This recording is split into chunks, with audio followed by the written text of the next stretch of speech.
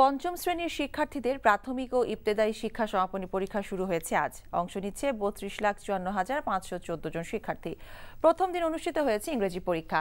আর ২৩শে November Jamaat হরতাল ডাকায় সেদিনের বাংলা পরীক্ষা ৩০শে November অনুষ্ঠিত হবে বলে জানিয়েছেন প্রাথমিক ও গণশিক্ষামন্ত্রী মুস্তাফিজুর রহমান। রিপোর্ট করছেন রকুনউদ্দিন। শিশুদের শিক্ষা জীবনে প্রথম এত বড় পরিসরে পরীক্ষায় অংশ নেয়া, তবে তা নিয়ে তাদের চিন্তা না যতটা, তার চেয়ে যেন বেশি চিন্তায় থাকেন বাবা মা আর আপনজনরা। বাবা মা কেন্দ্রের বাইরে থাকলেও মনটা যেন পড়ে থাকে সন্তানের সাথে পরীক্ষা কেন্দ্রেই।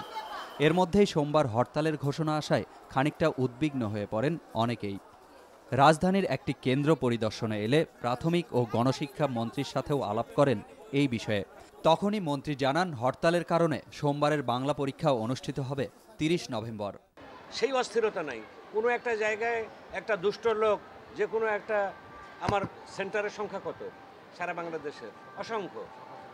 তখন তো আপনারাই এবার ফলো করে প্রচার করবেন যে একদিন পিছিয়ে দিলে এখানে কি এমন মহাভারত অশুদ্ধ হতো।